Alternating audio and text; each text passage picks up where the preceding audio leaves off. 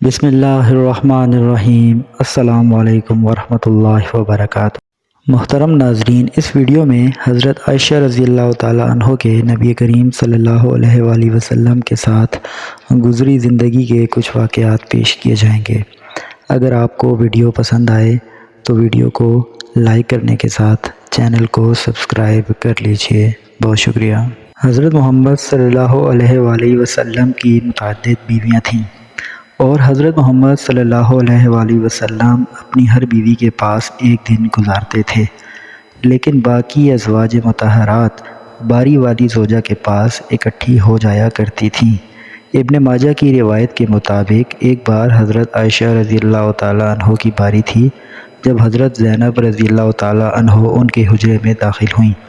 حضرت محمد مصطفیٰ صلی اللہ علیہ وآلہ وسلم کو معلوم نہ تھا کہ حضرت زینب رضی اللہ تعالیٰ عنہ بھی حجرے میں موجود ہیں، اور اندھیرے میں آپ صلی اللہ علیہ وآلہ وسلم نے ان کی طرف ہاتھ بڑھایا تو حضرت عائشہ رضی اللہ تعالیٰ عنہ بولی کہ یہ زینب ہیں، تو آپ صلی اللہ علیہ وآلہ وسلم نے اپنا ہاتھ کھینچ لیا۔ حضرت عائشہ رضی اللہ تعالیٰ عنہ اور حضرت زینب رضی اللہ تعالیٰ عنہ کی تکرار شروع ہو گئی۔ ادھر نماز کھڑی ہونے کا وقت ہوا تو حضرت ابوبکر صدیق رضی اللہ تعالیٰ عنہ نے حضرت عائشہ رضی اللہ تعالیٰ عنہ کو بلا لیا۔ حضرت عائشہ رضی اللہ تعالیٰ عنہ نے کہا کہ نماز ادا کرنے کے بعد میرے والد مجھے ڈانٹیں گے، اور ایسا ہی ہوا۔ حضرت ابوبکر صدیق رضی اللہ تعالیٰ عنہ نے ان کو بہت ڈانٹا کہ تم نبی کریم صلی اللہ علیہ وآلہ وسلم کے سامنے اس طرح بولتی ہو۔ روایت مسلم۔ ایک مرتبہ حضرت محمد صلی اللہ علیہ وآلہ وسلم عائشہ رضی اللہ تعالیٰ عنہ کے پاس تشریف لائے تو انہوں نے پوچھا کہ آج کہاں رہے، تو آپ صلی اللہ علیہ وآلہ وسلم نے فرمایا کہ سلمہ کے پاس۔ انہوں نے کہا کہ سلمہ سے آپ کا جی نہیں بھرتا؟ مجھے بتائیں۔ آپ ایک وادی کے دو کناروں پر اتریں، ایک سے گھاس چرا لی گئی ہو، دوسرے کنارے پر گھاس کھانے والا کوئی نہ آیا ہو، تو آپ گھاس چرانا کہاں سے پسند کریں گے؟ تو آپ صلی اللہ علیہ وآلہ وسلم نے فرمایا کہ اس جگہ سے جس جگہ کا سبزہ چکھا نہ گیا ہو۔ تو عائشہ رضی اللہ تعالیٰ عنہ کہنے لگیں کہ میں آپ کی دوسری عورتوں کی طرح نہیں ہوں، میرے علاوہ ہر عورت میرے مرد کے پاس رہی ہے۔ حضور صلی اللہ علیہ وآلہ وسلم یہ بات سن کر مسکرا دیے۔ روایت بخاری۔ شاہ روم مکوک نے نبی کریم صلی اللہ علیہ وآلہ وسلم کو ایک کپتی باندھی ہدیہ کی۔ حضرت عائشہ رضی اللہ تعالیٰ عنہ فرماتی ہیں کہ جب وہ حاملہ ہوئی تو مجھے پریشانی لاحق ہو گئی۔ ابراہیم کی ولادت ہوئی، لیکن ماریا کو دودھ نہ آتا تھا۔ آپ صلی اللہ علیہ وآلہ وسلم نے بچے کے لیے دودھ دینے والی بھیڑ خریدی، جس کا دودھ پی کر وہ موٹا اور سرخ و سفید ہو گیا۔ ایک دن نبی کریم صلی اللہ علیہ وآلہ وسلم ابراہیم کو اپنے کندھے پر بٹھا لائے اور دریافت فرمایا کہ عائشہ بچے کی مجھ سے مشابہت کے بارے میں کیا کہتی ہو؟ تو میں نے سوتاپی کی وجہ سے کہا کہ مجھے آپ سے کوئی مشابہت نظر نہیں آتی۔ آپ صلی اللہ علیہ وآلہ وسلم نے فرمایا کہ صحت کے بارے میں کیا کہتی ہو؟ میں نے کہا بھیڑ کا دودھ جو بھی پیتا ہے وہ ایسا ہی ہو جاتا ہے۔ حضرت عائشہ رضی اللہ تعالیٰ عنہ فرماتی ہیں کہ میں ان عورتوں سے چڑھتی تھی جو اپنا آپ رسول اللہ صلی اللہ علیہ وآلہ وسلم کو ہبہ کر دیتی تھیں۔ میں کہتی تھی بھلا کوئی عورت اپنے تئیں ہبہ کر سکتی ہے؟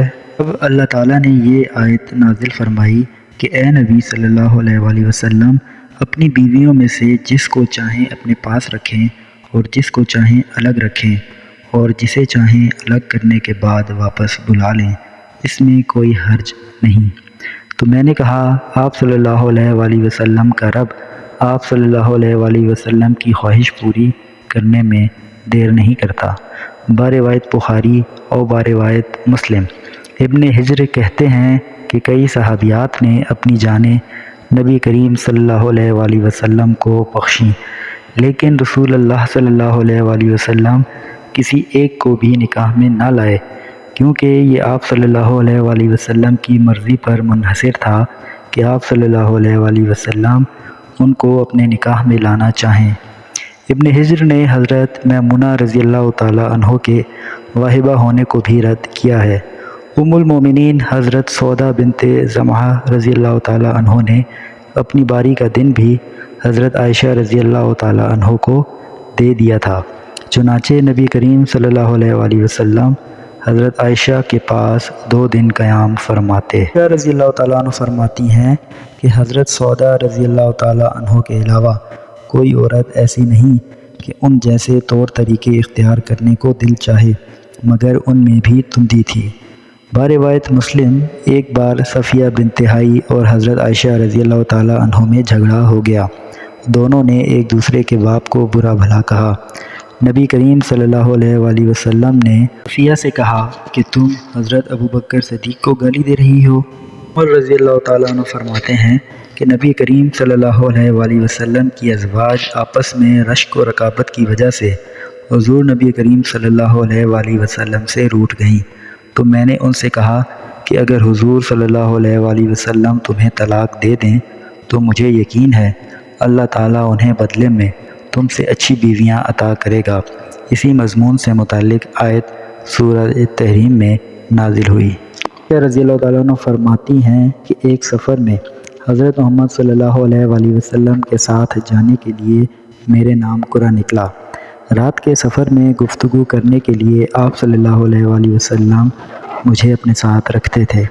حضرت حفصہ رضی اللہ تعالیٰ عنہ کو اس پر رشک آیا تو انہوں نے فرمایا کہ آپ میرے اونٹ پر بیٹھ جائیں اور میں آپ کے اونٹ پر بیٹھ جاتی ہوں۔ کہتے ہیں کیا ہوتا ہے؟ حضرت محمد صلی اللہ علیہ وآلہ وسلم حضرت عائشہ رضی اللہ تعالیٰ عنہ کے اونٹ کے پاس گئے اور حضرت حفصہ رضی اللہ تعالیٰ عنہ کو سلام کیا۔ رات بھر کے سفر کے بعد پڑاؤ کا وقت آیا۔ حضرت عائشہ رضی اللہ تعالیٰ عنہ آپ صلی اللہ علیہ وآلہ وسلم سے دور رہ گئیں۔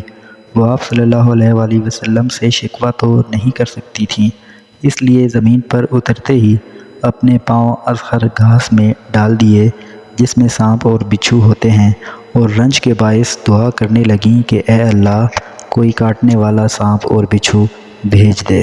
روایت بخاری اور بروایت مسلم حضرت محمد صلی اللہ علیہ وآلہ وسلم اپنی ایک زوجہ حضرت عائشہ رضی اللہ تعالیٰ عنہ کے پاس تھے کہ اتنے میں ایک زوجہ حضرت زینب رضی اللہ تعالیٰ عنہ نے کھانے پر ایک رکابی بھیجی تو حضرت عائشہ رضی اللہ تعالیٰ عنہ نے لانے والے خادم کے ہاتھ پر ایک ضرب لگائی جس سے رکابی گر کر ٹوٹ گئی۔ آپ صلی اللہ علیہ وآلہ وسلم نے گرا ہوا کھانا اور رکابی کے ٹکڑوں کو اکٹھا کیا اور خادم سے فرمایا کہ تمہاری اماں ام المومنین حضرت عائشہ رضی اللہ تعالیٰ عنہ کو رشک آ گیا تھا۔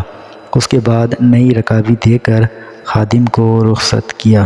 رضی اللہ تعالیٰ عنہ فرماتی ہیں کہ ایک رات میرا جسم حضور نبی کریم صلی اللہ علیہ وآلہ وسلم کے جسم سے مل گیا تو آپ صلی اللہ علیہ وآلہ وسلم نے فرمایا عائشہ کیا مجھے اس رات عبادت کرنے کی اجازت دیتی ہو؟ تو اس وقت میں نے کہا کہ واللہ مجھے آپ کا قرب پسند ہے، تاہم میں آپ صلی اللہ علیہ وآلہ وسلم کی خواہش کو ترجیح دیتی ہوں۔ پھر آپ صلی اللہ علیہ وآلہ وسلم نے قیام کیا اور رو رو کر قرآن کی تلاوت کی، حتیٰ کہ آپ صلی اللہ علیہ وآلہ وسلم کے مبارک کندھے بھیگ گئے۔ پھر آپ صلی اللہ علیہ وآلہ وسلم بیٹھ کر تلاوت کرتے رہے یہاں تک کہ آپ صلی اللہ علیہ وآلہ وسلم کے پہلو مبارک آنسوؤں سے تر ہو گئے۔ پھر لیٹ کر تلاوت فرمائی یہاں تک کہ زمین آنسوؤں سے تر ہو گئی۔ بلال حبشی رضی اللہ تعالیٰ عنہ نبی کریم صلی اللہ علیہ وآلہ وسلم کے پاس آئے تو انہوں نے کہا یا رسول اللہ صلی اللہ علیہ وآلہ وسلم میرے ماں باپ آپ پر قربان، کیا اللہ تعالیٰ نے آپ کے آئندہ اور گزشتہ گناہ معاف نہیں کر دیے؟ صلی اللہ علیہ وآلہ وسلم نے جواب میں فرمایا تو کیا میں شکر گزار بندہ نہ بنوں؟ صلی اللہ علیہ وآلہ وسلم نے فرمایا کہ اس رات اللہ تعالیٰ نے مجھ پر آیت نازل فرمائی، یعنی زمین و آسمان کی پیدائش میں اور دن اور رات کی گردش میں عقل والوں کے لیے نشانیاں ہیں، جو لیٹے بیٹھے ہر حال میں اللہ تعالیٰ کا ذکر کرتے ہیں اور کہتے ہیں کہ اے ہمارے پروردگار تو نے یہ سب کچھ باطل پیدا نہیں کیا، تو پاک ہے، ہمیں آگ کے عذاب سے نجات عطا فرما۔ اللہ سے دعا ہے کہ وہ ہمیں دین کی صحیح سمجھ عطا فرمائے، آمین۔